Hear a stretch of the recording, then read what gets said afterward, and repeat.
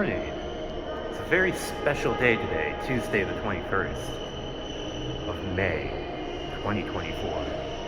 I'm still a little bit tired, as you can tell, but I'm in great spirits because it's the first day of Borealis service. Although, you won't really know by looking at it. Apart from maybe a few extra cops and some signs posted, there's really no sort of fanfare or anything going on here.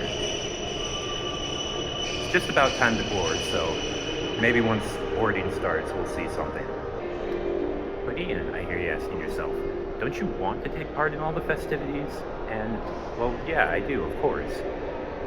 But the thing is, the Borealis from Chicago leaves about 45 minutes before the one from Union Depot in St. Paul. So in order to technically get on the very first train, I had to come down to Chicago. Big inconvenience, I know. I mean, what the heck am I going to do while I'm down here? The Borealis is the newest Amtrak service, running from Chicago to St. Paul with stops in Glenview, Sturtevant, Milwaukee International Airport, downtown Milwaukee, Portage, Columbus, Wisconsin Dells, Tomah, La Crosse, Winona, and Red Wing.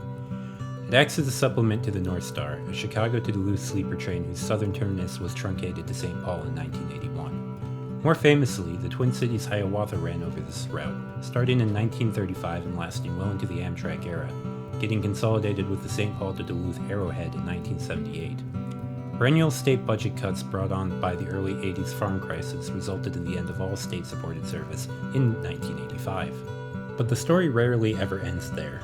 Plans began almost immediately to restart service, culminating in a feasibility study done by Amtrak in 2015. Various legislative issues postponed funding until 2021, and then nothing.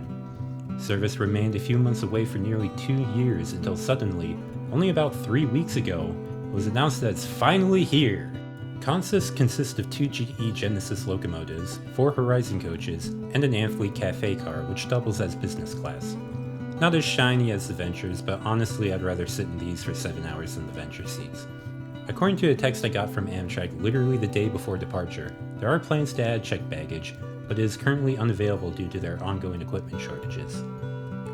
Leaving on time at 11:05 a.m., congestion in Chicago as well as a few other hiccups near Milwaukee meant we were a half hour late for most of the journey.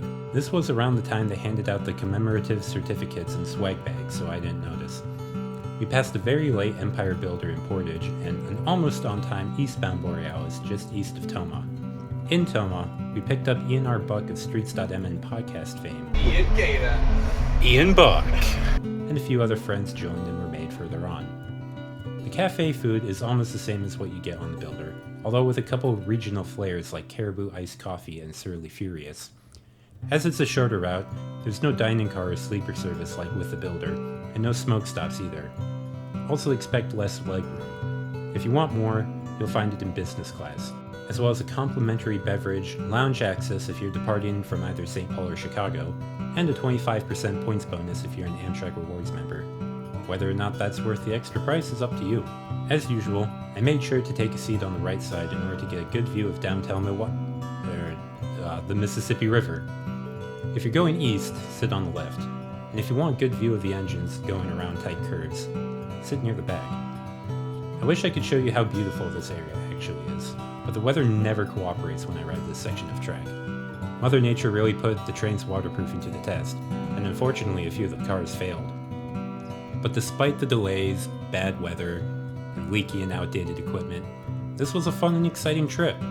Not just because, I like riding trains and something unexpected happened, but because of what this train represents. This project really got going around the same time I was becoming aware of and getting involved with transit advocacy, and to finally see it through feels huge. At last, we can put this one behind us and look to what's next. The groundwork laid here will hopefully make any future projects happen much faster. 9 years for a new train is actually pretty quick by US standards, but I think I speak for everyone when I say this should have happened sooner. Fortunately, work on the second round trip has already started, and thanks to some clever negotiating by Amtrak during the CPKC merger, it could start in as little as 2 years. Other projects like an extension to Fargo, variants serving Eau Claire and Madison, and the Northern Lights Express to Duluth aren't far behind.